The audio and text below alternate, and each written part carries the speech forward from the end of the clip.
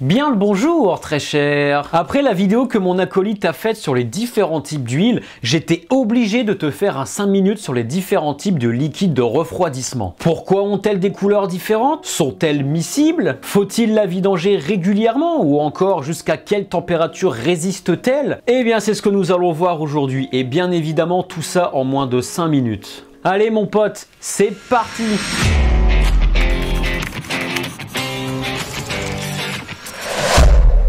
Tout d'abord, voyons ensemble à quoi sert le liquide de refroidissement. Comme son nom l'indique, sa fonction primaire est de refroidir ton moteur, mais également de le garder à la bonne température. Bon, jusque-là ça va, mais tu vas sûrement me dire pourquoi je ne peux pas mettre de l'eau à la place du liquide de refroidissement. Si tu te souviens de tes cours de physique de 5e à peu près, quand il fait en dessous de 0 degré, l'eau se met à geler. Et si elle gèle, elle prend plus de place. Voilà. Tu viens de répondre à ta question. Si tu mets de l'eau à la place de ton liquide de refroidissement et qu'il fait moins de 0 degré dehors, l'eau se mettra à geler. Et si elle gèle, ça aura pour conséquence d'exploser tes durites vu que l'eau prend plus de place. Mais pas que. Tu peux également fissurer ton bloc ou ta culasse, et ça vraiment, c'est pas très joyeux. Alors il n'y a pas que le froid qui pose problème, il y a également le chaud, le très chaud. En effet, l'eau commence à s'évaporer à partir de 100 degrés. Et si ça s'évapore, bah t'as plus d'eau quoi. Alors effectivement, l'eau ne s'évapore pas toujours à 100 degrés, ça dépend de ta pression. Mais bon, pour des raisons de simplicité, on va rester sur une pression normale, donc à 100 degrés, l'eau s'évapore. Maintenant que tu as vu à quoi sert un liquide de refroidissement, voyons ensemble de quoi il est composé. Un liquide de refroidissement est composé de 3 éléments, d'eau,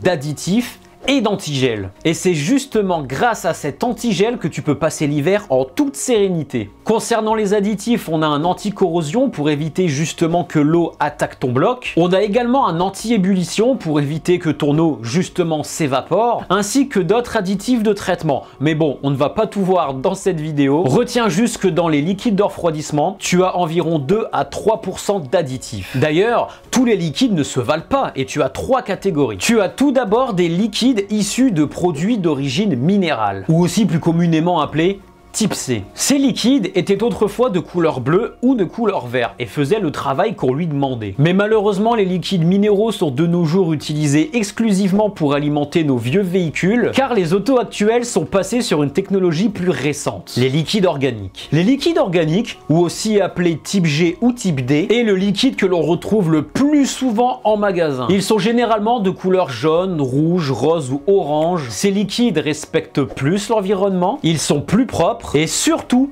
ils sont miscibles entre eux. Donc en théorie, tu peux prendre un liquide organique de type G de couleur rose et le mélanger avec du liquide organique de type D de couleur jaune. En théorie, il n'y aura pas de problème, mais je te déconseille quand même de le faire. Si tu as du liquide organique de type G de couleur rose et que tu voudrais refaire l'appoint, remets un liquide organique de type G de couleur rose. Par contre, si tu as vidangé complètement ton circuit et que tu voudrais mettre un type D de couleur jaune, rien ne t'empêche de mettre un type D de couleur jaune. Ça ne change rien. Par exemple, si ta voiture est ancienne et qu'elle a besoin d'un liquide minéral de couleur bleue, par exemple, pour fonctionner correctement, là t'as pas le choix, mets un liquide minéral de couleur bleue. Les liquides minéraux ne sont pas compatibles entre eux, alors fais attention. Et enfin, nous avons les LDR type hybride qui mélangent les liquides minéraux et organique. Alors celui-là est relativement rare et on n'en trouve pas partout. En tout cas, j'en ai jamais vu au magasin. Et ça a été créé pour certains constructeurs spécifiques. Donc je ne vais pas en parler dans cette vidéo parce que les minutes sont comptées. Après mon pote, ne te fie pas trop aux couleurs. De nos jours, quasiment tous les liquides présents en magasin sont organiques, même le bleu ou le vert. Les couleurs étaient autrefois utilisées pour justement les différencier entre eux. Mais maintenant, ce n'est plus le cas. Alors regarde bien sur ton bidon, la catégorie est toujours marquée. Et d'ailleurs, il n'y a pas que ça qui est écrit sur les bidons. Il y a également les températures admissibles par le liquide. Et c'est aussi appelé le type. Tu as tout d'abord les liquides de type 1 qui supportent une température allant de moins 15 degrés à 155 degrés. Ce type est souvent utilisé en pays chaud. Ensuite, nous avons les liquides de type 2 qui supportent une température allant de moins 18 degrés à 108 degrés. Ce type est souvent utilisé en pays tropicaux. Et enfin, nous avons les liquides de refroidissement de type 3. Ceux-là supportent une température allant de moins 35 degrés à 155 degrés. Ce type de liquide est souvent utilisé en pays froid ou en zone montagneuse. Voilà mon pote, avec ce que je viens de te donner, tu as déjà une très bonne base pour choisir tes liquides. Mais avant que je ne coupe cette vidéo, je vais répondre à 2 de tes questions. Dois-tu vidanger régulièrement ton circuit de refroidissement? En théorie, un liquide de refroidissement est censé durer 5 ans. Mais bon, entre nous, qui le vidange aussi souvent? À part pour changer ta courroie de distribution si ton échéance est de 5 ans, mais à part ça...